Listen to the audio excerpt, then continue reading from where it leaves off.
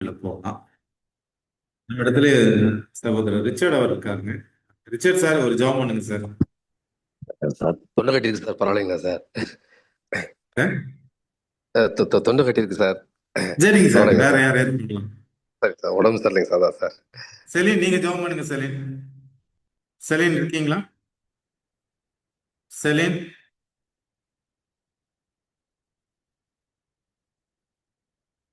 Sir job பண்ணுங்க செலின். இதான் பண்றேன் சார். அன்புள்ள ஆண்டவரே மை துதிக்கிறோம், இரக்கமுள்ளவரே மை துதிக்கிறோம், நீதியின் தகப்பனே மை ஸ்தோத்திரிக்கிறோம். கர்த்தாவே, இந்த ராத்திரி வேலைக்காய் முக்கோடான கொடி நன்றி செலுத்துகிறோம் சுவாமி. ஒவ்வொரு நாளும் ஆண்டவரே எங்களை கண்ணிமை போல பாதுகாத்து வந்த தயவிற்காய் நாங்கள் நன்றி செலுத்தி இருக்கிறோம். ஆண்டவரே, எங்கே 2-3 பேர் என் நாமத்தினாலே கூடி ஜெபிக்கிறீர்களோ அவர்கள் மத்தியிலே வருவேன் என்று சொன்ன கர்த்தாவே, இங்கு குழுமி இருக்கும் அனைவரையும் ஆசீர்வதியும் சுவாமி. ஒவ்வொரு நாளும் ஆண்டவரே இவர்கள் அனைவரையும் நீர் பாதுகாத்து வந்த தயவிற்காய் நாங்கள் நன்றி செலுத்துகிறோம் சுவாமி. நீர் நல்லவர், நீர் பரிசுத்தர் என்பதை ஆண்டவரே ஒவ்வொருவரும் உணர்ந்து ஆண்டவரே உம்முடைய வேத வழியிலே நாங்கள் நடக்க நீர் தாமே கிருபை புரிவீராக சுவாமி. ஆண்டவரே, இந்த நேரத்துல உமக்காக ஆண்டவரே உம்முடைய வேத வசனத்தை நாங்கள் ஆர்வத்தோடு கேட்க காத்து கொண்டிருக்கிறோம் சுவாமி. ஆண்டவரே, தாசனின் வாயிலாக நீர்தாமே எங்களுக்கு ஆண்டவரே புரிய வைக்க போவதற்காக நாங்கள் நன்றி செலுத்துகிறோம் சுவாமி. ஆண்டவரே, அந்த வேத வசனங்களை நாங்கள் கற்றுக்கொண்டு உள்ளவர்களாய் இருக்காமல் ஆண்டவரை மற்றவர்களுக்கும் நாங்கள் எடுத்து கூறுகிறவர்களாய் மாற நீர் உதவி செய்வீராக சுவாமி. ஒவ்வொரு நாளும் எங்களை வேத வழியிலே நடத்தியதற்காக நாங்கள் நன்றி செலுத்துகிறோம். பல்வேறு கஷ்டங்கள் துன்பங்கள் வந்தாலும் நீங்கள் அவற்றிலிருந்தெல்லாம் தூக்கி எடுத்து எங்களை பாதுகாத்து வந்த தயவிற்காய் நாங்கள் நன்றி செலுத்துகிறோம் சுவாமி. ஆண்டவரே, ஒவ்வொருவருக்கும் உள்ள சுகத்தையும் உடல் சுகத்தையும் நீர் தாமே கொடுப்பீராக சுவாமி. ஆண்டவரே, நாங்கள் பணிந்து ஜபம் கேட்கிறோம் சுவாமி. ஆனாலும் கர்த்தாவே, சுகம் கொடுப்பவர் நீர் சுவாமி. உம்மால் அன்றி ஒருவராலும் ஆண்டவரை சுகம் கொடுக்க இயலாது சுவாமி. நாங்கள் அதை விசுவசிக்கிறோம், அதை நாங்கள் நம்புகிறோம் சுவாமி. ஆண்டவரே, நம்பினோர் என்றும் வெட்கப்பட்டு போவதில்லை என்று சொன்னீர் சுவாமி. கண்ணீரோடு விதைக்கிற விதை கெம்பீரமாய் அறுக்கப்படும் என்று நீர் வாக்குத்தத்தம் அருள் இருக்கிறப்பா. ஒவ்வொருவருடைய தேவைகளை நீர் சந்தி சுவாமி. அதே போன்று ஒவ்வொருவருக்கும் ஆண்டவரே நல்ல உடல் சுகத்தையும் பலத்தையும் நீர் கட்டளையிடுவீராகப்பா. ஆண்டவரே, யாரும் எதையும் கேட்கவில்லை சுவாமி. நல்ல சுகத்தையும் பலத்தையும் கொடுத்தாலே அதே எங்களுக்கு பெரிய பரிசாக நாங்க நினைக்கிறோம் சுவாமி. நீர் தாமே ஆண்டவரே ஒவ்வொரு நாளும் எங்களை வழி நடத்த போவதற்காக நன்றி. இந்த வேத வசனங்களை கேட்டு அதன்படி நடக்கவும் எங்களுடைய பிள்ளைகளுக்கும் அதை நாங்கள் கற்றுக் கொடுக்கவும் நீர் தாமே எங்களுக்கு ஞானத்தை வைக்க முடியாது. இன்ப இயேசுவின் நாமத்தினால ஜெபங்களை நல்ல பிதாவே, ஆமே.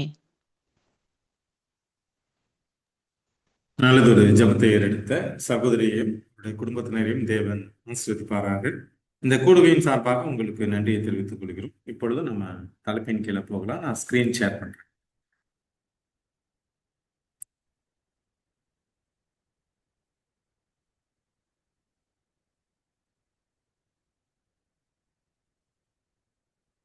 ஸ்கிரீன் தெரியுதுங்களா?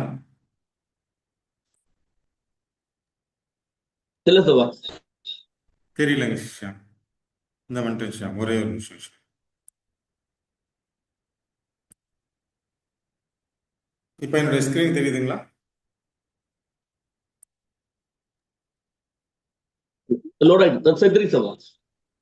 சரிங்க.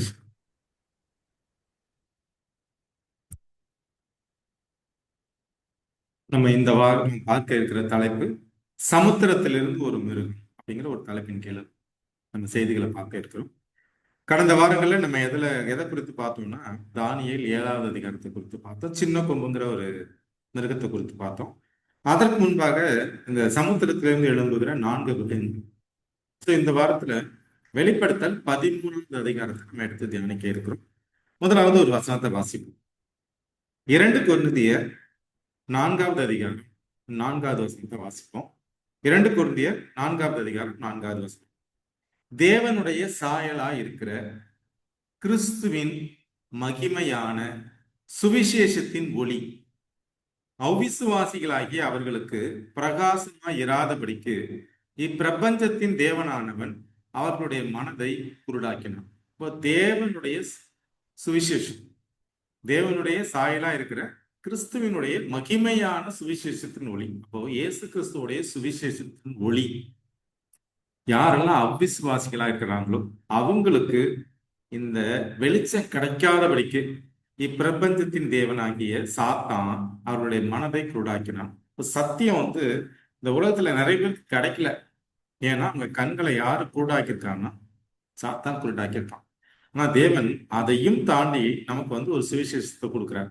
அந்த சுவிசேஷத்தை விட அதுல இருக்கிற தீர்க்க தரிசனங்கள் நமக்கே யாருக்குமே தெரியாத ஒரு, நிறைய பேருக்கு புரியாத, யாருக்கு தெரியாதுன்னு சொல்ல நிறைய பேருக்கு புரியாத இந்த வெளிப்படுத்தல் தானியல் இதை தியானிக்கிற பாக்கியத்தை நமக்கு தேவன் கொடுத்திருக்கிறார். அதற்காக நம்ம தேவனை ஸ்தோத்திரிப்போம். ஸோ நிறைய பேருக்கு கிடைக்காத ஒரு சத்தியம் நமக்கு கிடைச்சிருக்கு.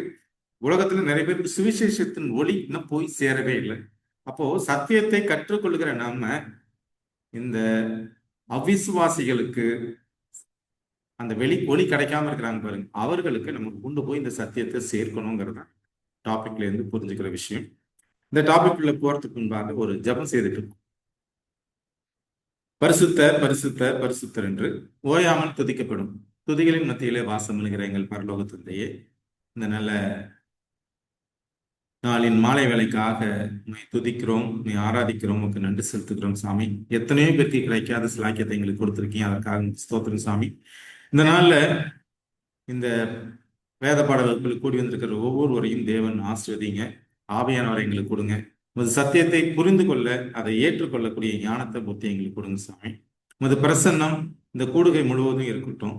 ஆண்டவருடைய தயவு கூட இருந்து இந்த கூடுகையை தேவன் தலைமையேற்றி நடத்தும்படியாக வந்திருக்கிற ஒவ்வொருவரையும் அவருடைய குடும்பத்தினரையும் தேவன் ஆசீர்வதித்து ஆண்டவரே சத்தியத்தை புரிந்து கொள்ளக்கூடிய ஞானத்தை தரும்படியாக இரட்சகராம் இயேசு கிறிஸ்துவின் நாமத்தில் கெஞ்சுகிறோம் நல்ல பிதாவே. நம்ம வெளிப்படுத்தல் 13ஆவது அதிகாரத்துக்கு வரலாம். முதல்ல அந்த வசனங்களை வாசிக்கிறேன், அதற்கப்புறம் இது பத்தின டிஸ்கஷனுக்குள்ள போகலாம். பின்பு நான் கடற்கரை மணலின் மேல் நின்றேன். அப்பொழுது சமுத்திரத்திலிருந்து ஒரு மிருகம் எழும்பி வர கண்டேன். யாருக்கு கிடைக்கிற இந்த வெளிப்படுத்தல் அப்படின்னா யோவானுக்கு. யோவான் இயேசு கிறிஸ்துவுக்கு அன்பான சீடர். அவர் பத்மு தீவுல இருக்கும்போது அவருக்கான ஒரு வெளிப்படுத்தல தரிசனத்தை யார் கொடுக்குறாருன்னா தேவன் கொடுக்கிறார். இப்ப அவர் எங்க நிக்கிறாருன்னா பத்மு தீவுல கடற்கரை மணலின் மேல அவர் நிக்கிறாரு. அப்பொழுது அவர் பார்க்கிறாரு, சமுத்திரத்திலிருந்து ஒரு மிருகம் எழும்பி வர்றதை பார்க்கிறாரு. அதற்கு 7 தலைகளும் 10 கொம்புகளும் இருந்தன. அதன் கொம்புகளின் மேல் 10 முடிகளும் அதன் தலைகளின் மேல் தூஷணமான நாமமும் இருந்தன. நம்ம தானியேல் எல்லாரும் பார்த்திருக்கிறோம்.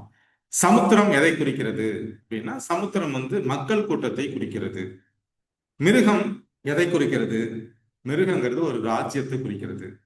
அப்போ மக்கள் கூட்டம், இப்போ உலகத்துல மக்கள் வாழ்றோம், இந்த மக்கள்கிட்ட இருந்து ஒரு ராஜ்யம் எழும்புது. கடற்கரை மேல நிற்கும் போது சமுத்திரத்திலிருந்து ஒரு மிருகம் எழுப்பி வர கண்டேன். இப்போ மக்கள் அதிகமா இருக்கிற பகுதி, அதாவது மக்கள் வாழ்ற இடத்துல இருந்து ஒரு ராஜ்யம் இன்னும் எழும்புது. அந்த ராஜ்யத்துக்கு அதுக்கு வந்து அந்த மிருகத்துக்கு எத்தனை தலைகள் இருக்குன்னா 7 தலைகளும் 10 கொம்புகளும் இருக்குது. இந்த மிருகத்துக்கு எப்படி இருக்குன்னா 7 தலைகளும் 10 கொம்பும் இருக்கு. தலைகள்லாம் என்னன்னு பார்க்கலாம். கொம்புகளுக்கு நமக்கு தெரியும், கொம்புகள்ங்கிறது ராஜாக்கள், நம்ம ஏற்கனவே தானியேல் 7ல படிச்சிருக்கிறோம். அதன் கொம்புகளின் மேல் 10 முடிகளும் அதன் தலைகளின் மேல் தூஷணமான நாமமும் இருந்தன. இப்ப 7 தலைகள்லையும் தூஷணமான நாமம் இருக்கு. இப்போ ஒரு மிருகம் சமுத்திரத்திலிருந்து எழும்புது, அதுக்கு 7 தலைகள் இருக்கு, 10 கொம்புகள் இருக்கு, அந்த தலைகள்ல தூஷணமான நாமம் இருக்கு அப்படிங்கிறத நம்ம முதல் வசனத்துல வாசிக்கிறோம். அடுத்த வசனத்தை வாசிப்போம். முதல் வசனங்களை வாசிச்சிருவோம், அதுக்கப்புறம் நம்ம அடுத்ததுக்குள்ள போவோம். வெளிப்படுத்தல் 13:2. நான் கண்ட மிருகம் சிறுத்தையை போல் இருந்தது. நீங்க இந்த பிக்சர்ல அதன் கால்கள் கரடியின் கால்களை போலவும் அதன் வாய் சிங்கத்தின் வாயை போலவும் இருந்தன. வலு சர்ப்பமானது தன் பலத்தையும் தன் சிங்காசனத்தையும் மிகுந்த அதிகாரத்தையும் இதற்கு கொடுத்தது. இப்ப இந்த மிருகம் எப்படி இருக்குன்னா சிறுத்தை மாதிரி இருக்கு, உடம்பு சிறுத்தை மாதிரி இருக்குது, தலை வந்து சிங்கம் மாதிரி இருக்கு, கால் வந்து கரடி மாதிரி இருக்கு. இந்த சிங்கம், கரடி, சிறுத்தைன்னா அது சிவிங்கி, இதெல்லாம் நம்ம தானியேல்ல பார்த்திருக்கோம், இங்க இதெல்லாம் தெரியும். பின்னால டிஸ்கஷனுக்குள்ள வரலாம். இங்க வலு சர்ப்பம் என்ன பண்ணுதுன்னா இந்த மிருகத்துக்கு வந்து பலத்தை கொடுக்குது, சிங்காசனத்தையும் மிகுந்த அதிகாரத்தையும் கொடுக்குது. இப்ப இந்த மிருகம் யாருன்னு கண்டுபிடிச்சோம்னா வலுசற்பம் நமக்கு எல்லாத்துக்கும் தெரியும். அதுக்கான வசனத்தையும் பார்க்கணும். மிருகங்கிறத யாருன்றதை கண்டுபிடிச்சிட்டோம்னா அது என்ன பண்ணுங்கிறத பின்னால பார்க்கணும். அடுத்த வசனம் வெளிப்படுத்தல் 13:3. அதன் தலைகளில் ஒன்று சாவுக்கு ஏதுவாய் காயப்பட்டிருக்க கண்டேன். இப்ப அந்த 7 தலை பார்த்தோம் பார்த்தீங்களா? அதுல ஒரு தலை என்ன பண்ணுதுன்னா சாவுக்கு ஏதுவாய் அப்படின்னு ஐசியூல வைக்கிற அளவுக்கு அந்த தலையில வந்து பயங்கரமான காயம், சாக போற நிலைமையில அந்த மிருகம் இருக்கு. ஆனாலும் சாவுக்கு ஏதுவான அந்த காயம் சொஸ்தமாக்கப்பட்டு சாகிடும் செத்துடும் எல்லாம் நினைச்சாங்க. காயம் என்ன பண்ணுச்சு? குணமாயிடுச்சு. குணமானதுக்கு அப்புறம் பூமியில் உள்ள யாவரும், இந்த உலகத்துல உள்ள எல்லாரும் ஆச்சரியத்தோட அந்த மிருகத்தை பின்பற்றி, சமுத்திரத்துல இருந்து ஒரு மிருகம் எழும்புது. அதுக்கு 7 தலை இருக்கு. அது கால் வந்து கரடி மாதிரி இருக்குது, பார்க்கறதுக்கு சிறுத்தை மாதிரி இருக்குது, தலை மட்டும் சிங்கம் மாதிரி இருக்கு. அந்த தலையில தூஷணமான நாமம் இருக்கு. ஒரு தலை மட்டும் என்ன ஆயிருக்குன்னா காயப்பட்டிருக்கு. அதாவது ஐசியூல வைக்கிற அளவுக்கு மோசமான காயம். ஆனாலும் காயம் வந்து அதிசயத்தக்க விதமா குணமாயிடுச்சு. இப்போ அந்த மிருகத்தை இந்த உலகத்துல இருக்கிற எல்லாரும் என்ன பண்றாங்க? ஃபாலோ பண்றாங்க. இந்த மிருகத்தை வந்து சப்போர்ட் பண்றாங்க. அது சொல்றதை கேட்கிறாங்க. இதுதான் 3வது வசனம். 4வது, அந்த மிருகத்திற்கு ஒரு ஆள் அதிகாரம் கொடுக்குது. அதுதான் வலுசற்பம். அந்த மிருகத்துக்கு பவரை யார் கொடுக்குறாங்க? வலுசற்பம் தான் கொடுக்குது. இப்ப அந்த மிருகத்திற்கு அப்படிப்பட்ட அதிகாரம் கொடுத்த வலுசற்பத்தை வணங்கினார்கள். யாரு வணங்குறாங்க? இந்த பூமியில உள்ள எல்லாரும், பூமியில் உள்ள யாவரும் ஆச்சரியத்தோடு அந்த மிருகத்தை பின்பற்றி அந்த மிருகத்திற்கு அப்படிப்பட்ட அதிகாரம் கொடுத்த வலுசற்பத்தை வணங்கினார்கள். இப்ப யாரை வணங்குறாங்கன்னா பூமியில் உள்ள எல்லாரும் வலுசற்பத்தை வணங்குறாங்க. அல்லாமலும் மிருகத்திற்கு ஒப்பானவன் யார், அதனோட யுத்தம் பண்ணத்தக்கவன் யார் என்று சொல்லி மிருகத்தையும் வணங்குறாங்க. அப்போ நம்ம பார்த்தது மிருகத்தையும் வணங்குறாங்க, மிருகத்துக்கு அதிகாரம் கொடுத்த வலுசற்பத்தையும் வணங்குறாங்க. யார் வணங்குறா? பூமியில் உள்ள எல்லோரும் வணங்குறாங்க. 13 பெருமையானவைகளையும் தூஷணங்களையும் பேசும் வாய் அதற்கு கொடுக்கப்பட்டது. அதுக்கு வந்து பெருமையானவைகளையும் தூஷணங்களையும் பேசும் வாய் அதற்கு கொடுக்கப்பட்டது. தலையிலையும் தூஷணமான நாமம். அது எதை பத்தி பேசுதுன்னா பெருமையானவைகளை பத்தி பேசுது. ஏற்கனவே தானியேல்ல பார்த்திருக்கோம், போன வாரத்துல கூட பார்த்தோம். தூஷணமான வாய். அல்லாமலும் 42 மாதம் யுத்தம் பண்ண அதற்கு அதிகாரம் கொடுக்கப்பட்டது. அதுக்கு எவ்வளவு நாள் டைம் கொடுக்குறாரு கடவுள் அப்படின்னா 42 மாசம் யுத்தம் பண்ண. இந்த 42 மாசத்துக்கு எல்லாம் கணக்கு இருக்கு, நம்ம பின்னால பார்க்கணும். ஆல்மோஸ்ட் உங்களுக்கு சொல்லியாச்சு, அது உங்களுக்கு தெரியும், இருந்தாலும் நம்ம டிஸ்கஸ் பண்ணலாம். வெளிப்படுத்தல் 13வது அதிகாரம் 6 மற்றும் 7. அது தேவனை தூஷிக்கும்படி தன் வாயை திறந்து அவருடைய நாமத்தையும் அவருடைய வாசஸ்தலத்தையும் பரலோகத்தில் வாசமாயிருக்கிறவர்களையும் தூஷித்து, மேலும் பரிசுத்தவான்களுடைய யுத்தம் பண்ணி அவர்களை ஜெயிக்கும்படி அதற்கு அதிகாரம் கொடுக்கப்பட்டதும் அல்லாமல் ஒவ்வொரு கோத்திரத்தின் மேலும் பாஷைக்காரர் மேலும் ஜாதிகள் மேலும் அதற்கு அதிகாரம் கொடுக்கப்பட்டது. வெளிப்படுத்தல் 13:8. நம்ம 8 வசனத்தை தான் அந்த வார்த்தையில தியானத்துக்கு எடுத்திருக்கோம். உலக தோற்றம் முதல் அடிக்கப்பட்ட ஆட்டுக்குட்டியினுடைய ஜீவ புஸ்தகத்தில் பேர் எழுதப்பட்டிராத பூமியின் குடிகள் யாவரும் இதை வணங்குவார்கள். யாரு பேர் வந்து ஜீவ புஸ்தகத்துல இல்லையோ அவங்க எல்லாரும் அதை வணங்குவாங்க. ஸோ இது வரைக்கும் நம்ம படிச்சது 8 வசனங்கள். இதுல என்ன பார்க்கிறோம்? யோவான் கடற்கரை மணல் மேல நிக்கிறாரு. அப்போ அவருக்கு தீர்க்க தரிசனமா என்ன வெளிப்படுதுன்னா, தரிசனத்துல என்ன பாக்குறாருன்னா சமுத்திரத்துல இருந்து ஒரு மிருகம் எழும்புறத பாக்குறாரு. அந்த மிருகத்துக்கு 7 தலைகள் இருக்கு. அதோடைய முகம், தலை எப்படி இருக்குன்னா சிங்கம் மாதிரி இருக்கு. உடம்பு வந்து சிறுத்தை மாதிரி இருக்கு. கால் வந்து கரடையின் கால் மாதிரி இருக்கு. அந்த 7 தலைகள்லையும் தூஷணமான நாமம் இருக்கு. அதுல ஒரு தலை வந்து என்ன பண்ணிருக்குன்னா காயப்பட்டிருக்குது. ஆனா அந்த காயப்பட்ட தலை உடனே எல்லாரும் அதிசயத்தக்க வகையில் அது வந்து சொஸ்தமாக்கப்படுது. இப்போ பூமியில உள்ள எல்லாரும் என்ன பண்றாங்கன்னா அந்த மிருகத்தை பின்பற்றுறாங்க. இந்த மிருகத்துக்கு வலுசற்பம் வந்து பவரை கொடுக்குது, சிங்காசனத்தை கொடுக்குது, அதிகாரத்தை கொடுக்குது. இப்போ வந்து பூமியில உள்ள எல்லாரும் என்ன பண்றாங்க? மிருகத்தை ஃபாலோ பண்றது இல்லாம மிருகத்துக்கு அதிகாரம் கொடுத்த வலுசற்பத்தை கும்பிடுறாங்க, தொழுகை செய்யறாங்க. அது மட்டும் இல்லாம மிருகத்துக்கு ஒப்பானவன் யாருன்னு சொல்லி மிருகத்தையும் தொழுகை செய்யறாங்க. அந்த மிருகம் என்ன பண்ணுதுன்னா 42 மாசம் யுத்தம் பண்ணுது. யாருன்னா பரிசுத்தவான்களோட யுத்தம் பண்ணுது. யுத்தம் பண்ணி ஜெயிக்குது. அதுக்கு அதிகாரம் கொடுக்குறாங்க, கடவுள் அதிகாரம் கொடுக்குறாரு. யார் மேல அதிகாரம் கொடுக்குறாங்கன்னா எல்லார் மேலேயும் ஜெயிக்கிறது பரிசுத்தவான்களோட, ஆனா எல்லார் மேலேயும் அதிகாரம், எல்லா கோத்திரம், எல்லா பாஷைக்காரரு, எல்லா ஜாதிகள் மேலேயும் அதிகாரம் கொடுக்குறாங்க. அது மட்டும் இல்லாம அது என்ன பண்ணுதுன்னா தேவனை தூஷிக்குது. தான் வாயை திறந்து அவருடைய நாமத்தையும் அவருடைய வாசஸ்தலத்தையும் பரலோகத்தில் வாசமா இருக்கிறவர்களையும் தூஷிக்குது. இதுதான் இதை எல்லாரும் யாரு துன்புவாங்கன்னா, யாருக்கு சத்தியம் தெரியலையோ, யாரு கடவுளுடைய குணத்தை வெளிப்படுத்தலையோ அவங்க தான் ஜீவ புஸ்தகத்தில் பேர் எழுதப்பட்டிராத பூமியின் குடிகள் எல்லாரும் என்ன பண்ணுவாங்க. இதுதான் நம்ம பார்த்த 8 வசனங்கள். இதுக்கான விளக்கத்துக்குள்ள நம்ம போவோம். முதல்ல நம்ம பார்த்தது சமுத்திரம். முதல் வசனத்தில் பாத்தீங்கன்னா சமுத்திரம், மிருகம், 7 தலை, தூஷணமானது. இதை பார்க்கலாம். இப்ப வெளிப்படுத்தல் 17-15 தெரியும் நமக்கு, இருந்தாலும் வசனத்தோட பார்க்கலாம். இதுக்குள்ள போகிறோம். வெளிப்படுத்தல் 17-15. பின்னும் அவன் என்னை நோக்கி, அந்த வேசி உட்கார்ந்து இருக்கிற தண்ணீர்களை கண்டாயே. யார இதுல வேசின்னு சொல்றாங்கன்னா, அந்த மிருகம் இருக்கு. அந்த மிருகத்தை தான் என்ன சொல்றாங்கன்னா, அந்த மிருகத்து மேல ஒரு ஆள் உட்கார்ந்து ஒரேடி உட்கார்ந்துருக்காங்க. அந்த அம்மா என்ன சொல்றாங்கன்னா, வேசி உட்கார்ந்து இருக்கிற தண்ணீர்களை கண்டாயே, அவைகள் ஜனங்களும் கூட்டங்களும் ஜாதிகளும் பாஷைக்காரரும். இப்போ அந்த சமுத்திரங்கிறது எதை குறிக்குதுன்னா தண்ணீரை குறிக்குது. சமுத்திரத்துல எனக்கு தண்ணீர் இருக்கும். இப்ப தண்ணீர்னா என்னன்னா, அது ஜனங்களும் கூட்டங்களும் ஜாதிகள், அது மக்கள் கூட்டம். மக்கள் கூட்டத்திலேருந்து ஒரு சாம்ராஜ்யம் எழுப்புங்கிறது தான் அதை குறிக்குது. நம்ம பார்த்த தண்ணீர்னா என்னன்னா, அது ஜனக்கூட்டம் அப்படிங்கிறத நம்ம புரிஞ்சுக்கலாம். தானியேல் 7வது அதிகாரம் 17 மற்றும் 23 வசனங்களை வாசிப்போம். அந்த 4 பெரிய மிருகங்களும் பூமியிலிருந்து எழும்புகிற 4 ராஜாக்கள். பூமியிலிருந்து ஒரு மிருகம் எழும்புது அப்படின்னா, மிருகம்னா என்னன்னா அது ராஜ்யத்தை குறிக்கிறது, ராஜாக்களை குறிக்குது. இப்ப ராஜாக்கள்னா அது ராஜ்யம். அதுக்கு பாத்தீங்கன்னா 23 வசனத்துல அவன் சொன்னது 4ஆம் மிருகம் பூமியிலே உண்டார், 4ஆம் ராஜ்யம். அப்போ அங்கே தண்ணீர்னா சமுத்திரம்னா மக்கள் கூட்டம், மிருகம்னா அது ராஜ்யம் அப்படிங்கிறதுக்கான வசனம் தான் இது. 2க்கு பார்த்தாச்சு. எதை பார்த்தோம்னா சமுத்திரம்னா என்னன்னா அது மக்கள் கூட்டம், மிருகம்னா என்னன்னா அது ஒரு ராஜ்யம். இப்ப 7 தலைகள்னா என்ன, எதை குறிக்குது? அப்போ ராஜ்யம் எழும்புது. அந்த ராஜ்யம் என்னன்னா அது 7 தலைகள் இருக்கு அப்படிங்கிறத பார்க்கலாம். அது வெளிப்படுத்தல் 17:7. அப்பொழுது தூதனானவன் என்னை நோக்கி, ஏன் ஆச்சரியப்படுகிறாய்? இந்த ஸ்திரீயினுடைய ரகசியத்தையும் 7 தலைகளையும் 10 கொம்புகளையும் உடையதாய் இவளை சுமக்கிற மிருகத்தினுடைய ரகசியத்தையும் உனக்கு சொல்லுகிறேன். என்ன சொல்றாரு யோவான்ட்ட தூதன் என்ன சொல்றாருன்னா, இப்ப இந்த 7 தலைகளுக்கு அர்த்தத்தை நான் சொல்றேன், இந்த ஸ்திரீயுடைய ரகசியத்தை நான் சொல்றேன், 10 கொம்புகளை உடையதா இவளை சுமக்கிற மிருகத்துடைய ரகசியத்தையும் உனக்கு சொல்றேன் அப்படின்னு சொல்றாரு. இப்ப நமக்கு என்ன மிருகம்னா யாருக்கு தெரிய போகுது, இந்த 7 தலைகள் எதை குறிச்சுன்னு சொல்ல தெரிய போகுது, ஸ்திரீ யாருன்றது தெரியும்.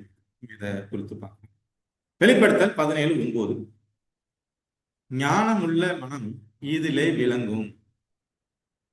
அந்த 7 தலைகளும் அந்த ஸ்திரீ உட்கார்ந்து இருக்கிற 7 மலைகளும்.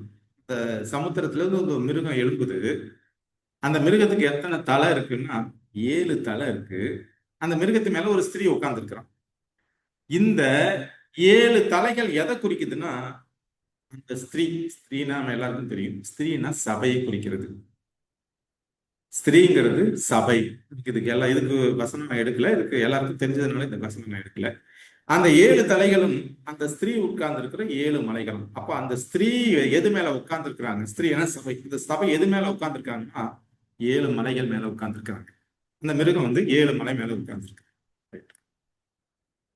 வெளிப்படுத்தல் 17-18. இப்ப இந்த 7 தலைகள் அந்த ஸ்திரீ உட்கார்ந்து இருக்கிற 7 மலைகள், அது ஒரு 7 மலை. அந்த ஸ்திரீ உட்கார்ந்து இருக்கிற 7 மலை. வெளிப்படுத்தல் 17-18 நீ கண்ட ஸ்திரீயானவள் பூமியின் ராஜாக்கள் மேல் ராஜ்யபாரம் பண்ணுகிற மகா நகரமே என்று. இப்ப அந்த ஸ்திரீ யாரு? இது ஒரு சபைன்னு சொல்லுங்க. அந்த சபைக்கு இன்னொரு பேர் இங்க பைபிள் கொடுக்குது என்னன்னா, அது ஒரு நகரம். அது ஒரு நகரம். அந்த நீ கண்ட ஸ்திரீயானவள் பூமியின் ராஜாக்கள் மேல் ராஜ்யபாரம் பண்ணுகிற மகா நகரம். அப்படின்னா டோட்டல் ராஜாக்களையும் கண்ட்ரோல் பண்றது அந்த மகா நகரம் தான் கண்ட்ரோல். சமுத்திரத்துக்கு ஒரு மிருகம் வருது. அந்த மிருகத்துக்கு 7 தலை இருக்கு. அந்த 7 தலை எதை குறிக்குதுன்னா அந்த ஸ்திரீ உட்கார்ந்து இருக்கிற மலைகளை குறிக்குது. இப்ப 7 தலைகளும் அந்த ஸ்திரீ உட்கார்ந்து இருக்கிற 7 மலைகள். இப்ப அந்த ஸ்திரீயை எப்படி சொல்லுதுன்னா, அந்த ஸ்திரீ வந்து அது ஒரு சபைன்னு பார்த்தோம். இங்க என்ன சொல்லுதுன்னா, அந்த ஸ்திரீ வந்து ஒரு நகரம். அதாவது ஸ்திரீங்கிறது ஒரு நகரம். இந்த நகரம் தான் அந்த 7 மலைக்கு மேல உட்கார்ந்திருக்குது. இப்ப 7 மலைக்கு மேல உட்கார்ந்திருக்கிற நகரம் எதுன்னு கண்டுபிடிச்சிட்டா அது நமக்கு எதுன்னு தெரியும். இப்ப நீ கண்ட ஸ்திரீயானவன் பூமியின் மேல் ராஜ்யபாரம் பண்ணுகிற மகா நகரம். இப்ப அந்த 7 மலைகள் உள்ள நகரம் எது? இந்த பிக்சர்ல வச்சு கண்டுபிடிச்சுக்கலாம். வெளிப்படுத்தல் 17 3 மற்றும் 5 வாசிக்கிறேன். ஆவிக்குள் என்னை வனாந்தரத்திற்கு கொண்டு போனோம். அப்பொழுது 7 தலைகளையும் 10 கொம்புகளையும் உடையதும் தூஷணமான நாமங்களால் நிறைந்ததுமான சிவப்பு நிறமுள்ள ஒரு மிருகத்தின் மேல் ஒரு ஸ்திரீ ஏறி இருக்க கண்டேன். இப்ப நம்ம சமுத்திரத்திலேருந்து ஒரு மிருகம் வந்துச்சுன்னு பார்த்தோம். அதுக்கு 7 தலை 10 கொம்பு இருக்குன்று. அது 10 கொம்பு, அதுல தலையில தூஷணமான நாமம். அந்த மிருகத்தின் மேல ஒரு ஸ்திரீ ஏறி இருக்காங்க. அந்த ஸ்திரீ என்னன்னா ஒரு நகரம். அந்த நகரம் எது மேல உட்கார்ந்துருக்குன்னா 7 மலைகள் மேல உட்கார்ந்துருக்குது. மேலும் அந்த ஸ்திரீக்கு வந்து இன்னொரு பேர் கொடுக்குறாங்க. மேலும் ரகசியம் மகா பாபிலோன் வேசிகளுக்கும் பூமியில் உள்ள அருவருப்புகளுக்கும் தாய் என்னும் நாமம் அவள் நெற்றியில் எழுதியிருந்தது. அந்த வேசி, அந்த ஸ்திரீக்கு பைபிள் எப்படி அந்த ஸ்திரீயை சொல்லுதுன்னா வேசி ஸ்திரீன்னு சொல்லுது. ஏன்னா மேலும் ரகசியம் மகா பாபிலோன் வேசிகளுக்கும் பூமிகளுக்கும் பூமியில் உள்ள அருவருப்புகளுக்கும் தாய். அப்போ எல்லா வேசிகளுக்கும் தாய்னா அதுதான் மிகப்பெரிய வேசி அப்படின்னு சொல்லு. வேசின்னா கடவுளுக்கு எதிரானது. வேசின்னா நம்ம வேற ஒரு அர்த்தத்துல எடுத்துக்க முடியாது. கடவுளுக்கு எதிராக நிற்கிற ஒரு ஸ்திரீ, சபை, ஒரு நகரம். அந்த நகரத்துக்கு இன்னொரு பேர் கொடுக்குறாங்க. அதுதான் மகா பாபிலோன் சொல்றாங்க. மகா பாபிலோன் எப்படி தேவனை எதிர்த்து நின்னுச்சோ, தேவனுடைய ஜனங்களை துன்பப்படுத்துச்சோ பாபிலோன், அதே போல இதுவும் கடவுளுடைய ஜனங்களை துன்பப்படுத்தும். அப்போ நீங்க பாக்குறது ஸ்திரீங்கிறது ஒரு சபையை குறிக்குது. அது ஈக்குவல் டு ஒரு நகரம், அது ஈக்குவல் டு வேசி ஸ்திரீ, அது ஈக்குவல் டு பாபிலோன், மகா பாபிலோன். இப்ப இந்த வேசி ஸ்திரியை எத்தனை பேர்கள்ல தேவன் அழைக்கிறாருன்னா, ஒரு நகரமா சொல்றாரு, ஒரு சபையா சொல்றாரு, அத பாபிலோன்னு சொல்றாரு, அதை வேசி ஸ்திரீன்னு சொல்றாருங்க. இதுல இருந்து புரிஞ்சுக்கணும். வெளிப்படுத்தல் 17 13. அது நமக்கு வந்து இப்போ ஸ்திரீ யாருன்னு தெரியுது. அது வந்து ஒரு நகரத்தை குறிக்கிறது. அது வந்து 7 தலைகள் மேல் உள்ள நகரம். இப்ப வெளிப்படுத்தல் 13:2. நான் கண்ட மிருகம் சிறுத்தையை போல் இருந்தது. அதன் கால்கள் கரடியின் கால்களைப் போலவும் அதன் வாய் சிங்கத்தின் வாயைப் போலவும் இருந்தன. வலு சர்ப்பமானது தன் பலத்தையும் தன் சிங்காசனத்தையும் மிகுந்த அதிகாரத்தையும் அதை கொடுத்தது. இப்போ வலு சர்ப்பம் தான் யாருக்கு அந்த மிருகம் வருது பாத்தீங்களா, அதுக்கு டோட்டல் தன்னுடைய பவரை கொடுக்குது. இப்ப அந்த அந்த மிருகத்தின் மேலதான் அந்த ஸ்திரீ உட்கார்ந்துருக்குது. அப்ப அந்த மிருகம் யாரு அப்படின்னு கண்டுபிடிச்சிட்டு, மிருகம் யாரு ஸ்திரீ யாருன்னா எல்லாருக்கும் தெரிஞ்ச விஷயம் தான். இருந்தாலும் நம்ம வசனத்தோட இப்ப இந்த வலு சர்ப்பம்னா யாரு இங்க பார்த்தோம்னா, வலு சர்ப்பம் தன் பலத்தையும் தன் சிங்காசனத்தையும் மிகுந்த அதிகாரத்தையும் அதுக்கு கொடுத்ததுன்னா, அப்போ வலு சர்ப்பம்னா யாரு? வெளிப்படுத்தல் 12:9.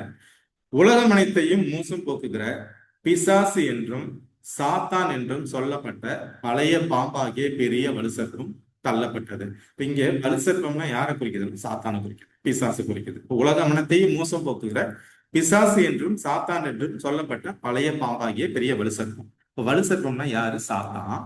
சாத்தான் தான் இந்த மிருகத்துக்கு பவரை கொடுக்கணும்.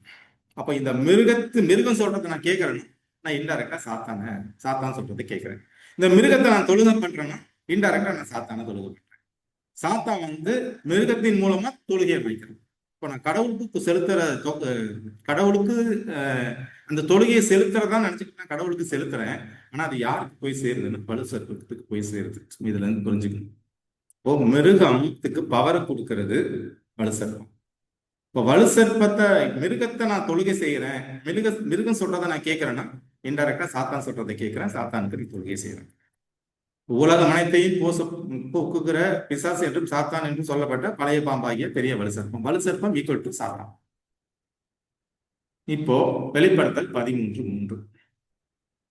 அதன் தலைகளில் ஒன்று சாவுக்கு ஏதுவாய் காயப்பட்டிருக்க கண்டேன்.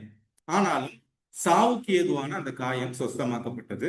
பூமியில் உள்ள யாவரும் ஆச்சரியத்தோடு அந்த மிருகத்தை பின்பற்றி. இப்ப அந்த மிருகம் சமுத்திரத்துல அந்த மிருகத்துக்கு தலையில காயம், மோசமான காயம், சாகிறது மாதிரியான காயம். அந்த காயம் எப்ப ஏற்பட்டுச்சு, ஏன் ஏற்பட்டுச்சுங்கிறத பார்க்கலாம். அதுக்கு முன்னாடி இந்த மிருகம் யாருங்கிறத அந்த இப்போ 7 மலைகளின் நகரம் அப்படின்னா உங்களுக்கே தெரியும். நீங்க வந்து கூகுள் பண்ணி பார்த்தீங்கன்னாலே தெரியும். 7 மலைகளின் நகரம்னு எதை சொல்லுவாங்கன்னா ரோமை தான் சொல்லுவாங்க. City of 7 hills. இப்போ சிட்டி ஆஃப் 7 ஹில்ஸ் அப்படிங்கிறது எதை குறிக்குது? அது வந்து ஒரு ரோமை குறிக்குது. இப்போ ரோம்ல இருக்கிற சபை என்ன சபைன்னு மேல இருக்குன்னு தெரியும். இப்போ இதுல வந்து அந்த சபையை சேர்ந்த சகோதரர்கள் இருக்கீங்க. நான் வந்து அந்த சபையை குற்றப்படுத்துறதுக்காக நான் சொல்லவே இல்லை. உங்களை குற்றப்படுத்தணுங்கிறது என்னுடைய எண்ணம் கிடையாது. பைபிள் என்ன சொல்லியிருக்குதோ அதை தான் நம்ம டிஸ்கஸ் பண்ற முடியும். அதனால ஒரு ஓப்பன் மைண்டடா பாருங்க. ஒரு மனசுல ஒரு சபையை வச்சுக்கிட்டு நீங்க அப்படி பார்த்தீங்கன்னா அது உங்களுக்கு மன கஷ்டமா இருக்கும். அப்படி பார்க்காதீங்க, தயவு செஞ்சு அப்படி பார்க்காதீங்க. நீங்க பாக்குறது வேதாகமம் என்ன சொல்லுது அதை மட்டும் பாருங்க. ஏன்னா நம்ம வந்து நம்மளுடைய எண்ணம் வந்து பரலோகத்துக்கு போகணும். நம்மளுடைய வாழ்றதே பரலோகத்துக்கு போகணுங்கிற ஒரு எண்ணத்துக்காக தான் வாழ்றோம். அந்த ரட்சிப்பின் பாதையில் நடக்கணுங்கிறதுக்கு தான். அதை தான் புரிஞ்சுக்கணும் ஒழிய ஒரு சபை மேல எனக்கு உள்ள பற்றுனால நான் சத்தியத்தை விட்டு விலகி போயிடக்கூடாது. நான் சத்தியத்துக்கு எதிராக நிற்கக்கூடாது. நான் ரட்சிப்பின் பாதையை விட்டு விலகி போகக்கூடாது. இதை மட்டும் நம்ம புரிஞ்சுக்கிட்டா போதும். அப்போ இங்க வந்து சிட்டி ஆஃப் 7 ஹில்ஸ் அப்படின்னா அது ரோம் குறிக்கிறது. ரோம்ல என்ன சபை இருக்குங்கிறது நமக்கு எல்லாத்துக்கும் தெரியும். அப்போ இங்க நீங்க இந்த வசனத்துல பாத்தீங்கன்னா அந்த மிருகம் நீங்க வேதத்துல பார்க்கலாம். நீ கண்ட ஸ்திரியானவள் பூமியின் ராஜாக்கு மேல் ராஜ்யபாரம் இருக்கிற மகாநகர். அது ஒரு சிட்டி. அதுதான் இந்த உலகத்தை ஆள்ற நகரம். ராஜாக்களை ஆளுது. டோட்டல் உலகத்தை ஆண்டுச்சு ஒரு காலத்துல. இப்ப இந்த மிருகத்துக்கு யாரு பவரை கொடுக்குறாங்க? வலுசர்ப்பம். இப்ப நான் வலுசர்ப்பத்தை கும்பிடுறேன். நம்ம இந்த வசனத்துல பார்த்தோம் பாருங்க, வெளிப்படுத்தல்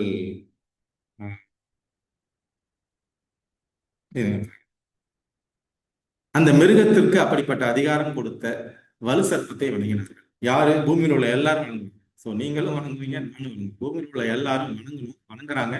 யார் வணங்க மாட்டாங்க? இந்த ஜீவ புஸ்தகத்துல பேர் எழுதப்பட்டிருக்காதான் மக்கள். இப்ப நாம வந்து ஜீவ புஸ்தகத்துல பேர் எழுதப்பட்டிருக்கிறவர்களாக மாறணும். பூமியில் உள்ள யாவரும் ஆச்சரியத்தோடு அந்த மிருகத்தை பின்பற்றி அந்த மிருகத்திற்கு அப்படிப்பட்ட அதிகாரம் கொடுத்த வலு சர்ப்பத்தை வணங்கினார்கள். அல்லாமலும் மிருகத்திற்கு ஒப்பானவன் யார், அதனுடைய யுத்தம் பண்ணத்தக்கவன் யார் என்று சொல்லி மிருகத்தையும் வணங்கினார்கள். இந்த உலகத்துல எத்தனையோ சபைகள் இருக்கு, எத்தனையோ சபையுடைய தலைவர்கள் இருக்காங்க. அத்தனை தலைவர்களை யாராவது வணங்குறாங்க? ஆனா யாரும் வணங்குறதில்லை. ஆனா இந்த ஒரு பர்டிகுலர் சபையுடைய தலைவர்கள் தான் உலகத்துல வணங்குறாங்க. அவங்க கடவுளாவே பாக்குறாங்க. அதை புரிஞ்சுக்கணும். அப்ப நான் இங்க வணங்குறேன்னா இன்டைரக்டா அந்த வணக்கம் யாருக்கு போகுதுன்னா அவனுக்கு தான், சாத்தானுக்கு தான் போகுதுங்கிறது புரிஞ்சுக்கணும். இப்போ இந்த தலை எப்ப காயம்பட்டுச்சு? ஜனவரி 11ஆவது நாள் 1798 வருஷத்துல பிரெஞ்சு கவர்மெண்ட் என்ன பண்ணுச்சுன்னா ரோமை நோக்கி ஒரு ட்ரூப்ஸ் அனுப்புறாங்க, படையை அனுப்புறாங்க. இப்ப வந்து யாரு வந்து ஆட்சியில இருக்கிறாருன்னா நம்ம நெப்போலியன் போனபட்டு தான் ஆட்சியில இருக்கிறாரு. இந்த ஆட்சியில இருக்கிறவர் வந்து ஜெனரல் பெர்த்தியர்.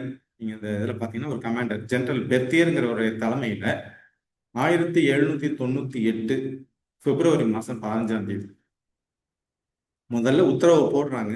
ஆனா பிப்ரவரி மாசம் 15ஆம் தேதி 1798 வருஷம் நெப்போலியன் ஜெனரல் பெர்த்தியர்ங்கிற தலைமையில ரோமுக்கு படையை அனுப்புறாங்க. படையை அனுப்பி போப் பயஸ அரெஸ்ட் பண்றாங்க. இந்த போப் பயஸ் அரெஸ்ட் பண்ணி ஜெயில தூக்கி போடுறாங்க பிரெஞ்சு புரட்சியின் போது. ஏன்னா அவங்க வந்து கத்தோலிக்க திருச்சபை வந்து ரொம்ப டார்ச்சர் கொடுக்குறாங்க பிரெஞ்சு கவர்மெண்ட்டுக்கு. பிரெஞ்சு கவர்மெண்ட் என்ன பண்றாங்கன்னா ஒரு ஸ்டேஜ்ல எங்களுக்கு கடவுளே வேணான்ற அளவுக்கு போயிடுறாங்க. இந்த அளவுக்கு அவங்க வந்து பாதிக்கப்படுறாங்க. அதனாலதான் என்ன பண்றாங்க, போப் பயஸ்தலுக்கு ஜெயில போடுறாங்க. இதெல்லாம் வந்து நீங்க கூகுள் பண்ணி பார்த்து எடுத்தாலே எனக்கு, நானும் கூகுள்ல இருந்து அதை எடுத்திருக்கேன். தூக்கி உள்ள போட்டுடுறாங்க. திரும்ப 1.5 வருஷம் ஏறக்குறைய அவர் ஜெயில இருந்துட்டு அவர் இறந்து.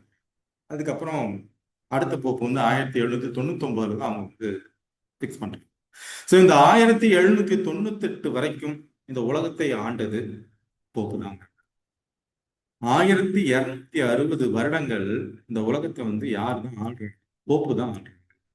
எப்போ வந்து போஸ்டிங் முதல்ல போப்பு இந்த உலகத்துல போப்புங்கிற போஸ்டிங் எப்போ வருதுன்னா கிபி 538 தான் வருது. இதெல்லாம் நம்ம ஏற்கனவே டிஸ்கஸ் பண்ணியிருக்கோம். 538 இருந்து 1798 வரைக்கும் ஏறக்குறைய 1200 வருடங்கள். இது எங்கெங்க பைபிள்ல சொல்லப்பட்டிருக்கிறத அடுத்தடுத்த வசனங்களை பார்க்கலாம். 1260 வருடங்கள் இந்த உலகத்துல போப்புடைய சாம்ராஜ்யம் தான் ஆளுது. ராஜாக்களை தள்ளி ராஜாக்களை ஏற்படுத்துகிறவரா அவர் தான். அவர் சொல்றதை கேட்கலன்னா அவர் ராஜா கிடையாது. அது இங்கிலாந்தா இருக்கட்டும், பிரான்ஸா இருக்கட்டும், இத்தாலியா இருக்கட்டும், எந்த யூரோப்ல உள்ள கண்ட்ரியா இருந்தாலும் சரி, அவர் சொல்றதை கேட்கலன்னா அங்க ராஜாவா இருக்க முடியாது. அரசரா முடிசூட்டியது ஹிஸ்டரியில போய் பார்த்தீங்கன்னாலே உங்களுக்கு தெரியும். அரசரா முடிசூட்டப்படணும்னா நீங்க வந்து முட்டி போட்டு அவருடைய காலில் போய் அவர் காலை தொட்டு முத்தம் கொடுத்து வணங்கி அப்படின்னா தான் கிரீடத்தை தூக்கி தலையில வைப்பார் அவங்க ராஜா. இல்லைன்னா அவங்களை விட்டுட்டு வேற யாராவது ராஜாவை ஏற்படுத்திருக்காங்க. அதனாலதான் அவர் வந்து டோட்டல் ராஜாக்களையும் கண்ட்ரோல் பண்ற ஆளா இருந்தார். எவ்வளவு நாள் வரைக்கும்னா 1260 வருடங்கள் வரைக்கும் அவங்க தான் வந்து கண்ட்ரோல் பண்ணாங்க. இந்த 1798ல இவங்கள்ட்ட என்ன இருந்துச்சுன்னா மதமும் இருந்தது, அரசியலும் இருந்துச்சு, ரெண்டுமே இருந்துச்சு. Both political and politics and religion ரெண்டுமே வச்சிருந்ததுனால அவங்க டோட்டல் கண்ட்ரோல் பண்றாங்க. நெப்போலியன் என்ன பண்றாருன்னா தூக்கி ஜெயில போட்டோம்னா அவங்கள்ட்ட இருந்த பொலிட்டிக்கல் பவர் போயிடுது. இதுதான் வந்து காயப்பட்டது அப்படின்னு பைபிள் சொல்லுது. இப்போ 1798ல காயம் அவங்க அவ்வளவு முடிஞ்சிருவாங்க அப்படின்னு நினைச்சாங்க. அவ்வளவுதான், அவங்களுடைய சாம்ராஜ்யம் முடிஞ்சிருச்சுன்னு நினைச்சாங்க. ஆனா திரும்ப சாம்ராஜ்யம் வரும். எப்போ வரும்? திரும்ப 1929 நான் கர்சர் வச்சு காமிக்கிறேங்க.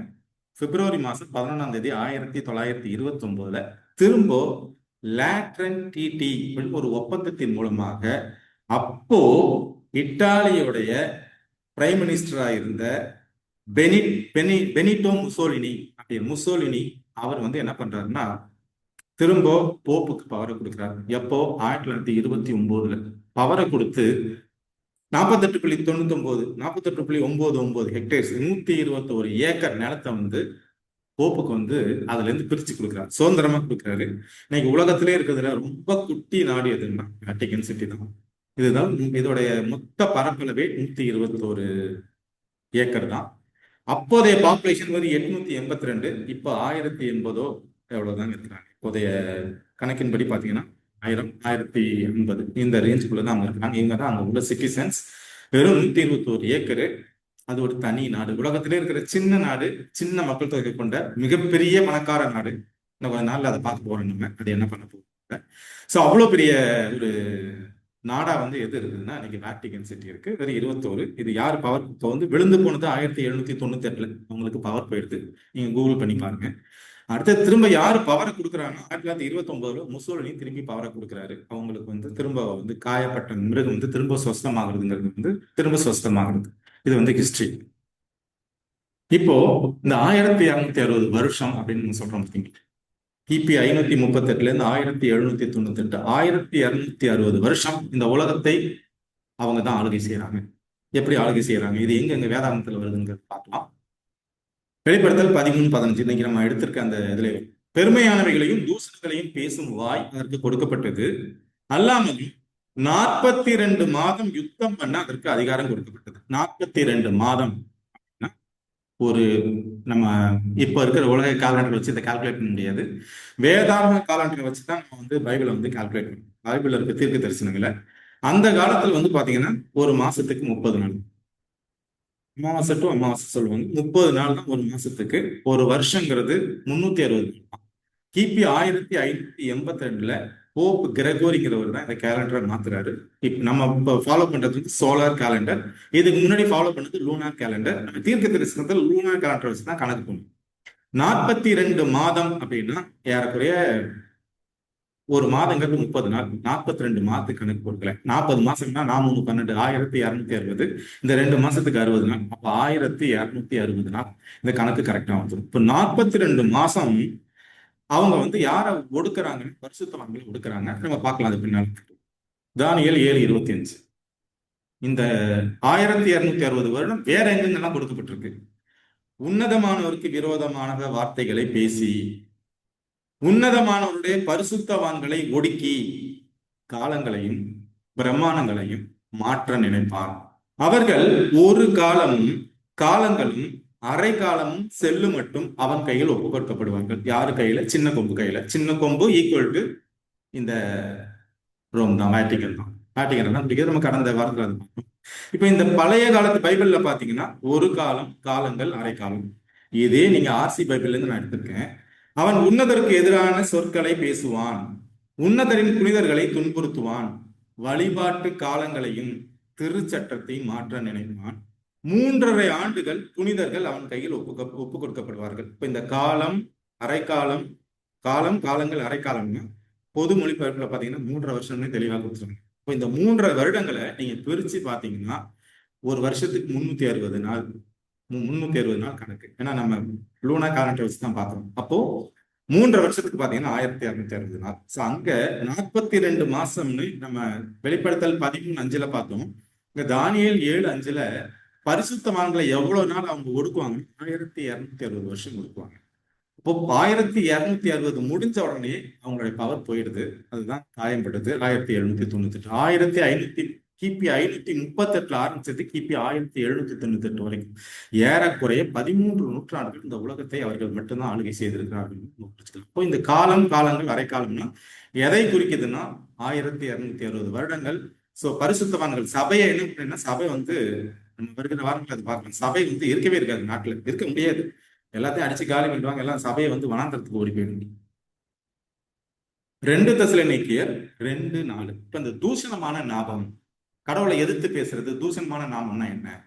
அவன் எதிர்த்து நிற்கிறவனாயும் தேவன் எண்ணப்படுவது எதுவோ, ஆராதிக்கப்படுவது எதுவோ அவை எல்லாவற்றிற்கு மேலாக தன்னை உயர்த்துகிறவனாயும் தேவனுடைய ஆலயத்தில் தேவன் போல் உட்கார்ந்து தன்னைத்தான் தேவன் என்று காண்பிக்கிறவனாயும் இருப்பான். இப்போ இயேசு கிறிஸ்து இந்த எருசலேம் ஆலயத்தை சுத்தி பார்க்க போவார். சீடர்கள் வந்து சுத்தி பார்க்க அழைச்சிட்டு போவாங்க. அப்ப அந்த ஆலயத்தோட அருமை பெருமைகள்லாம் பேசிட்டு இருப்பாங்க. அந்த டைம்ல பாத்தீங்கன்னா ஒரு கேள்வி அவங்கள்ட்ட கேட்பாங்க. என்ன சொல்லுவாருன்னா, அவரு ஆபரகாம் என் நாளை காண ஆவலா இருந்தான், கண்டு களி கூர்ந்தான் அப்படின்னு சொல்லுவாரு. கல்லெடுத்து அடிக்க போயிடும். அப்படின்னா நீ தேவனா? உன் வயசு இன்னும் 40 கூட ஆகல, நீ எப்படி ஆபரகாமுக்கு உன்னை எப்படி தெரியும்? ஆபரகாம் உன்னை எப்படி காண ஆவலா இருந்தான்? அப்ப இவன் தேவதூஷன் சொல்றான். அடுத்தது பாத்தீங்கன்னா அந்த அந்த பிளாத்துல கொண்டு போய் நிறுத்தும் போது கூட அந்த அந்த விசாரணையின் போது கூட என்ன பண்ணுவாங்கன்னா, நீ தேவனுடைய குமாரன் தானா? நீங்க சொல்லுகிறபடி தான் அப்படின்னு சொல்லுவாரு. அதுக்கப்புறம் அவர் வந்து என்ன சொல்லுவாருன்னா, பிதாவை தன்னுடைய சொந்த தந்தையா சொல்லுவாரு. அப்பவும் அங்க தேவதூஷன் சொல்லுவாங்க. இப்போ தன்னை தேவனா காமிச்சுக்கிட்டா அது தேவதூஷன். இப்ப இங்க அவன் பெருமையான வகையில பேசுறான். அது வந்து மேல வந்து கடவுளை வந்து தூஷணம் பண்றான்னா தன்னை தேவன் சொல்லிக்கிறது தான். இப்ப யாரு வந்து தன்னை தேவன் சொல்லிக்கிறாங்க? நம்ம இந்த உலகத்துல பார்ப்போம், யாரையுமே தேவன் சொல்றதுல ஒரே ஒருத்தரை மட்டும்தான் தேவன் சொல்லி, பின்னாடி வந்து ஆண்டவர் அப்படின்னு தெரியும் எல்லாரும். அப்போ அவன் எதிர்த்து நிற்கிறவனாயும் தேவன் எனப்படுவது எதுவோ, எதை நம்ம தேவன் சொல்றோமோ, ஆராதிக்கப்படுவது எதுவோ அவை எல்லாவற்றிற்கும் மேலாக தன்னை உயர்த்துகிறவன். இப்ப எப்படி அவங்க சொல்றாங்க? அவங்களுடைய சாவி நமக்கு தெரியும். உங்க பிளாக்ல பாத்தீங்கன்னா 2 சாவி இருக்கு. ஒண்ணு தங்க சாவி, இன்னொன்னு வெள்ளை சாவி. அப்ப பரலோகத்தோட சாவி என்கிட்ட தான் இருக்கு, பூலோகத்தோட சாவி என்கிட்ட தான் இருக்கு. நான் சொல்றவனுக்கு தான் பரலோகம் திறக்கப்படும், நான் சொல்றவனுக்கு பாதாளம் திறக்கும், பூலோகம் திறக்கும். இதுதான் அவங்களுடைய சாவி. அவங்க போட்டிருக்க தலையில போட்டிருக்க கேப்ல கூட 3 அடுக்கு இருக்கும். பரலோகத்துக்கும் பூலோகத்துக்கும் பாதாளத்துக்கும் நான் தான் தலைவன். இப்ப அவங்க என்ன பண்ணிக்கிறாங்க? தன்னை தேவன் சொல்லிக்கிறாங்க. இதான் அவன் எதிர்த்து நிற்கிறவனாயும் தேவன் எனப்படுவது எதுவோ, ஆராதிக்கப்படுவது எதுவோ அவை எல்லாவற்றிற்கும் மேலாக தன்னை உயர்த்துகிறவனாயும் தேவனுடைய ஆலயத்தில் தேவன் போல உட்கார்ந்து தன்னைத்தான் தேவன் என்று காண்பிக்கிறவனாயும் இருப்பான். அந்த உலகத்துல வேற யாருமே தன்னை தேவன் சொல்லிக்கிறது இல்லை, அவங்க மட்டும்தான் சொல்லிக்கிறாங்க. இதை வந்து புரிஞ்சுக்கணும். நான் சொல்றது மாதிரி நீங்க பைபிளோட பாருங்க, தனிப்பட்ட விருப்பு வெறுப்போட பாத்தீங்கன்னா இது வேற மாதிரி தெரியும். வெளிப்படுத்தல் 13:6-7 மீண்டுமாக அந்த வசனத்துக்கு வருவோம். அது தேவனை தூஷிக்கும்படி தன் வாயை திறந்து அவருடைய நாமத்தையும் அவருடைய வாசஸ்தலத்தையும் பரலோகத்தில் வாசமா இருக்கிறவளையும் தூஷித்தது.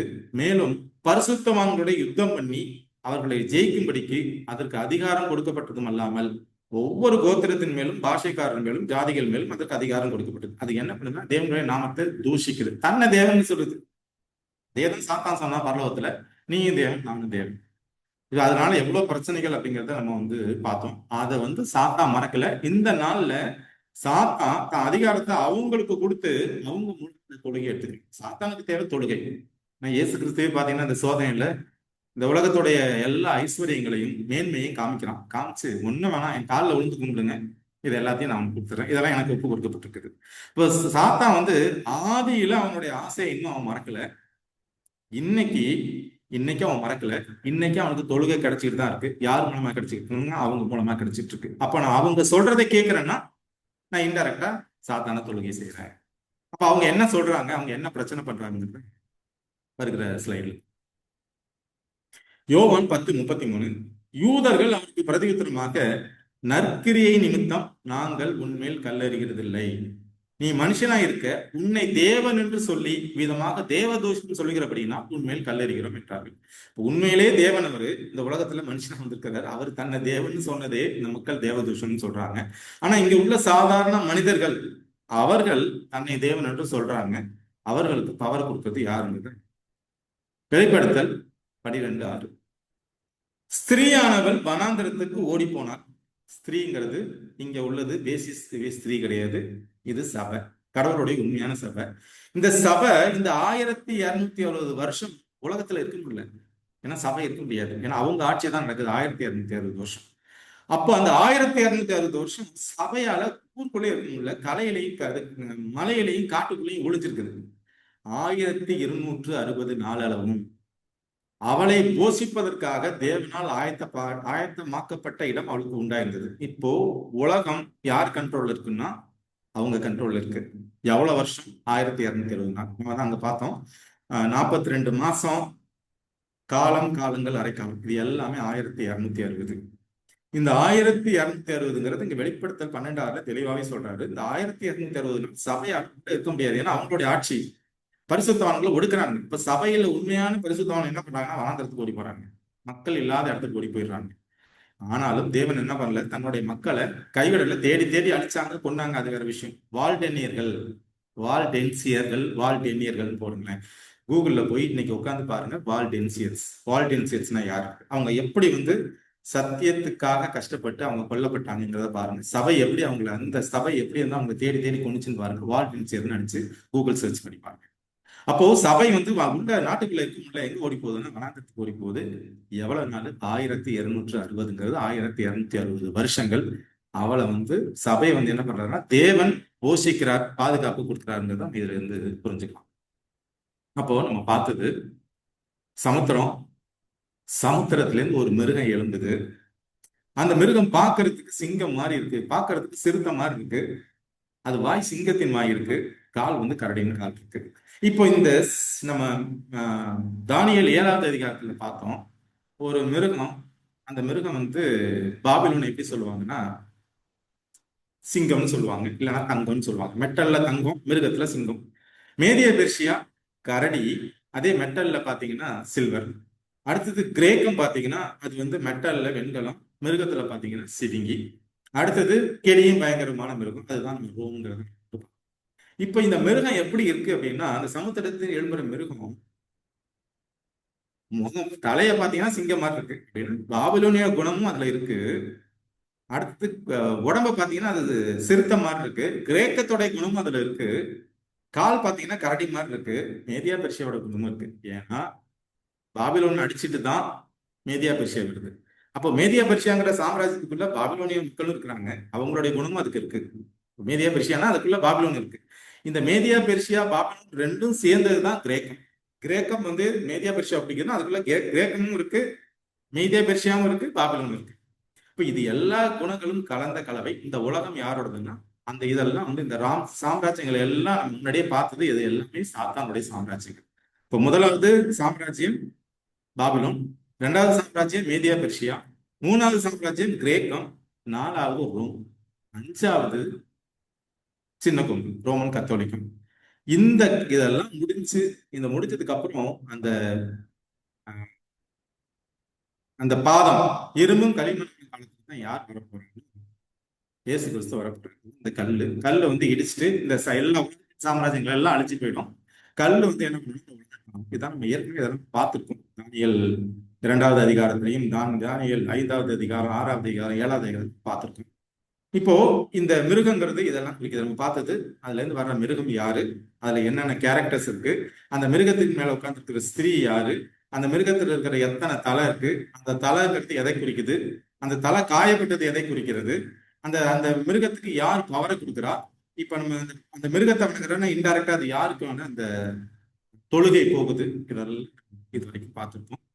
இப்போ எசாயா 30:23, நீங்கள் வலதுபுறமாய் சாயும் போதும் இடதுபுறமாய் சாயும் போதும் வழி இதுவே, இதிலே நடவுங்கள் என்று உங்களுக்கு பின்னாலே சொல்லும் வார்த்தையை உங்கள் காதுகள் கேட்கும். இப்ப நான் ஒரு பாதையில போயிட்டு இருக்கேன், நீங்க ஒரு பாதையில போயிட்டு இருக்கீங்க, இன்னொருத்தர் இன்னொரு பாதையில போறாங்க, இன்னொருத்தர் இன்னொரு பாதையில போறாங்க, இந்த பாதையில போறாங்க. ஆனா நம்ம ஒவ்வொரு பாதையில போகும்போதும் கடவுள் என்ன பண்ணுவார், ஆவியரை கொண்டு உணர்த்துவார், இல்லப்பா இந்த பாதை சரியில்லை, இந்த பாதையில போ. ஆனா நம்ம அதுக்கு காது கொடுத்து கேட்கிறோமா இல்லையா அப்படிங்கிறது நமக்கு நமக்கு தான் தெரியும். இப்ப நீங்கள் வலதுபுறமாய் சாயும் போதும் இடதுபுறமாய் சாயும் போதும் வழி இதுவே, இதிலே நடவுங்கள் என்று உங்களுக்கு பின்னாலே சொல்லும் வார்த்தையை உங்கள் காதுகள் கேட்கும். அப்ப கடவுள் என்ன பண்றாருன்னா, யார் மூலமா ஒரு விஷயத்த சொல்லி கொடுக்குறாரு, இப்ப இந்த வழி சரியான வழி, இந்த வழியில போட்டு. ஆனா அந்த வழியை நம்ம கேட்டு நடக்கணும். இன்னொரு வசனம் கூட வரும், எஸ்ஐயால நினைக்கிறேன், எஸ்ஐயா 4வது அதிகாரம் நினைக்கிறேன், கரெக்டா அந்த வசனம் தெரியல. சோ பூர்வ பாதைகளில் நின்று எந்த பாதை சரி என்று பார்த்து அதிலே நடவுங்கள் ஒரு வசனம் வரும். நீங்க தேடி பார்த்து சொல்லுங்க, இல்லைன்னா கமெண்ட்ல போடுங்க. எஸ்ஐயா 30 சாட் பாக்ஸ்ல போடுங்க. எஸ்ஐயா 30:21 வாசிக்கிறது போல கண்டிப்பா கடவுள் நமக்கு சொல்லி கொடுப்பாரு. அந்த சத்தத்தை கேட்டு நம்ம அந்த பாதையில நடக்கணும். சரி, இப்போ அந்த தானியேல் 7:25 வாசித்த மாதிரி காலங்களையும் பிரம்மாண்டங்களையும் மாற்ற நினைக்கிறோம். காலத்தை மாத்தியாச்சு, சோலார் கேலண்டரை கொண்டு வந்தாச்சு, லூனார் கேலண்டரை தூக்கி போட்டாச்சு. இதுக்கு நம்ம போன வாரத்துல பார்த்தோம், அது எப்படி எல்லாம் மாத்தினாங்க, எந்த வருஷத்துல மாத்தினாங்க, அது உலகத்துல இருந்து எத்தனை நாள் அக்டோபர் மாசத்துல இருந்து தூக்குனாங்கன்றதெல்லாம் போன வாரத்துல பார்த்தோம். இப்ப அவன் பிரம்மாண்டத்தை எப்படி மாத்தினாங்கன்றதை பார்த்தோம். உபாகமம் 5வது அதிகாரம் 22வது வசனம். இந்த வார்த்தைகளை கர்த்தர் மலையிலே அக்கினியிலும் மேகத்திலும் கார் இருளிலும் இருந்து உங்கள் சபையார் எல்லோரோடும் மகா சத்தத்துடனே சொன்னார். அவைகளோட ஒன்றும் கூட்டாமல் அவைகளை 2 கற்பலகைகளில் எழுதி என்னிடத்தில் கொடுத்தார். இப்ப மோசே கிட்ட என்ன பண்றாருன்னா, கடவுள் 2 கற்பனை எழுதி கொடுக்குறார். அதுல என்ன சொல்றாருன்னா, ஒன்றும் கூட்டாமல், எதுவும் கூட்டல, முன்னாடி எழுதி கொடுத்தாரு, 2வது தடவை என்ன உடைச்சதுக்கு அப்புறம் 2வது தடவை எழுதி கொடுக்குறார்.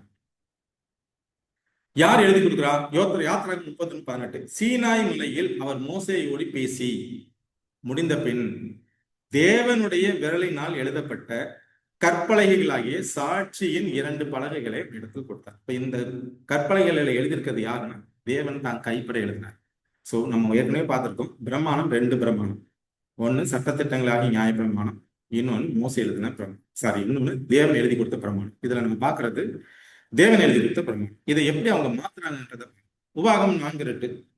நான் உங்களுக்கு கற்பிக்கும் உங்கள் தேவனாகிய கர்த்தரின் கட்டளைகளை நீங்கள் கை கொள்ளும்படி நான் உங்களுக்கு கற்பிக்கிற வசனத்தோட நீங்கள் ஒன்றவும் கூட்டவும் வேண்டாம், அதில் ஒன்றவும் குறைக்க வேண்டாம். இந்த 10ல் ஒன்னையும் கூட்டாதப்பா, ஒன்னையும் குறைக்காத, இதுதான் தேவன் சொல்லி கொடுக்கிறது.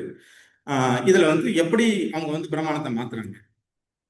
மத்தேயு 15, 17, 18, 19. இது பழைய ஏற்பாடு. புதிய ஏற்பாடுல என்ன சொல்றாங்கிறத பார்க்கலாம்.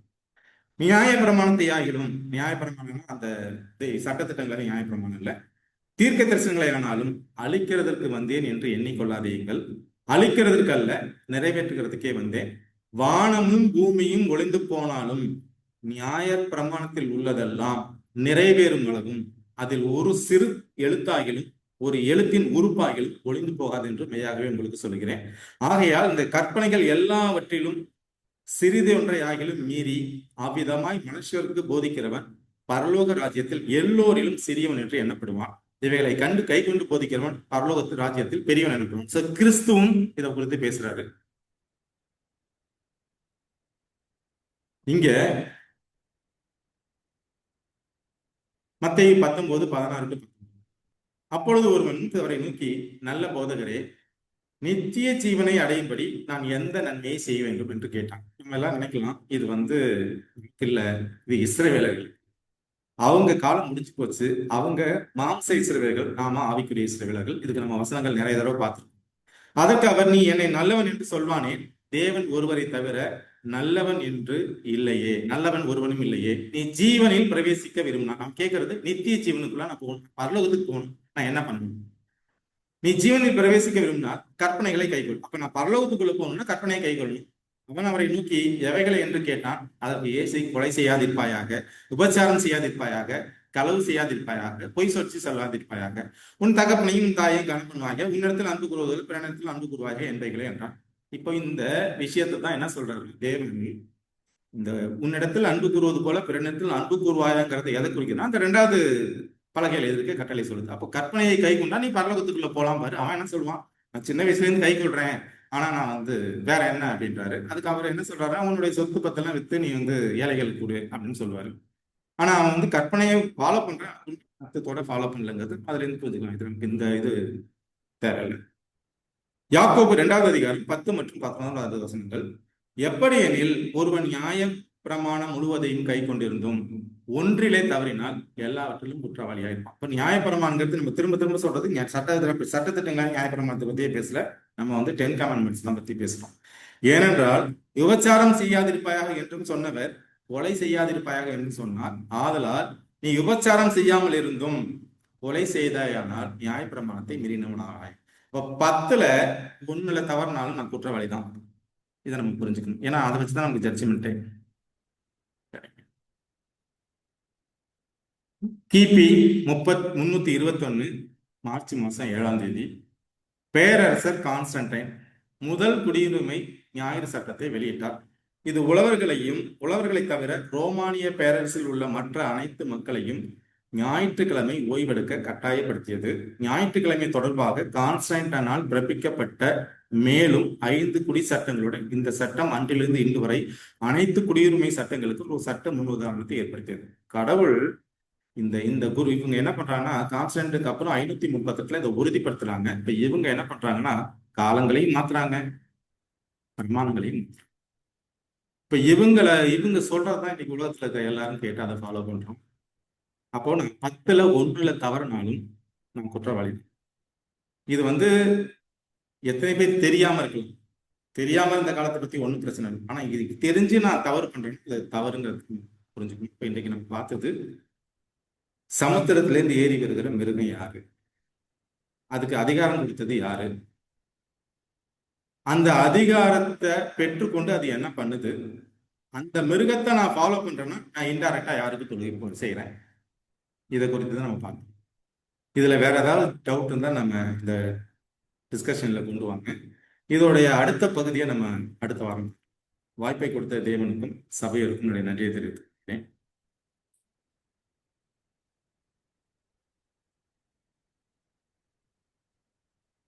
இதுல ஏதாவது கேள்விகள் இருந்தா நீங்க டிஸ்கஸ் பண்ணலாம். William sir.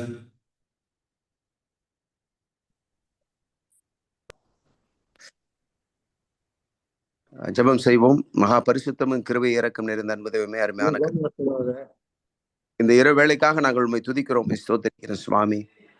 ஆண்டவரே, அருமையான சகோதரர் மூலமாக ஆண்டவருடைய சத்தியத்தை நாங்கள் கேட்டோம். கர்த்தாவின் திட்டமும் தெளிவாய் ஆண்டவரே வேதத்திலிருந்து ஆண்டவர் இந்த கருத்துக்களை நீர் எங்களுக்கு கொடுத்திருக்கிறீர் சுவாமி. ஆண்டவரே, இந்த சத்தியத்தை கேட்ட நாங்கள் ஆண்டவருடைய ராஜ்யத்துக்குள் பிரவேசிப்பதற்கு கர்த்தாவே நாங்கள் எங்களை தகுதிப்படுத்திக் கொள்ள கர்த்தர் கிருபை செய்வீராக. உலகத்துல வரக்கூடிய நெருக்கங்களை ஆண்டவரே எங்களை அறிவினால் அறிந்து கொள்வது மாத்திரமல்ல, ஆண்டவரே அதை எதிர்த்து நிற்கக்கூடிய பலனையும் ஆண்டவரே ஞானத்தையும் கர்த்தர் நீர் எங்களுக்கு தருவீராக சுவாமி. ஆண்டவரே அப்பா, வரக்கூடிய காலங்கள் கொடிய காலங்கள்ல அப்பா நாங்கள் எப்படி மேற்கொள்ள வேண்டும் ஆண்டவர், எல்லாவற்றையும் வெறுக்கக்கூடிய மனநிலையை எங்களுக்கு தாங்க சுவாமி. ஆண்டவரே, உமக்கு எதிரான எந்த சட்டத்திட்டங்கள் எந்த காரியங்கள் வந்தாலும் ஆண்டவரே அதை நாங்கள் எதிர்த்து எங்களை ஜீவனை கொடுக்கக்கூடிய அளவிற்கு கர்த்தாவே எங்கள் மனதை நீர் பக்குவப்படுத்த வேண்டும், தைரியப்படுத்த வேண்டும். நீர் எங்களுக்கு துணையாக இருக்க வேண்டுமா ஜெபிக்கிறேன்.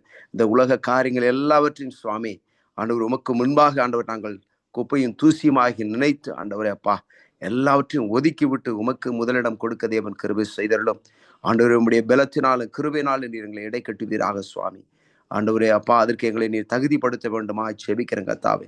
ஆண்டவரே, நாங்கள் ஆண்டவருடைய வேதத்தை வாசித்து ஆண்டவரே நீரும் பிதாவும் எப்படி ஆண்டவரே ஒன்றாக இருந்தீர் அப்படியாக நாங்கள் உமக்குள் இருந்து ஆண்டவரே உம்மை பிரதிபலிக்கக்கூடியவர்களாக ஆண்டவரே எங்கள் கிரியின் மூலமாக அந்த வாழ்க்கையை நாங்கள் வாழ தேவன் கிருபை செய்தருளும். வரக்கூடிய காலகட்டங்களில கர்த்தாவே நாங்கள் அதை எதிர்த்து செயல்படுவதற்கு ஆண்டவர் எங்களுக்கு பலன் தர வேண்டுமா ஜெபிக்கிற சுவாமி. கர்த்தாவே, இந்த சத்தியத்தை ஆண்டவர் இந்த ஊழியத்தை செய்யக்கூடிய அருமையான சகோதரனை உங்களுடைய கரத்தில் நாங்கள் தாழ்த்தி ஒப்புக் கொடுக்கிறோம். கர்த்தர் நீர் அவரை ஆசீர்வதிப்பீராக, அவருடைய ஊழியங்களை ஆசீர்வதிங்க ஆண்டவரே அப்பா. அவர் ஊழியங்களை எல்லைகளை தேவன் விரிவாக்கும் அநேகருக்கு புரோஜனமுள்ள பாத்திரமாக நீர் வைக்க முடியாது ஜெபிக்கிறேன். சகோதரனுக்கு நல்ல சுகத்தையும் பலத்தையும் ஆரோக்கியத்தையும் பாதுகாப்பையும் தேவன் கட்டளிடுங்க. அவருடைய மனைவி பிள்ளைகளையும் தேவன் ஆசீர்வதிப்பீராக. அருமையான சகோதரியே, கர்த்தர் மட்டுமாக நீர் சுகப்படுத்தி பலப்படுத்தி வருகிறீர்.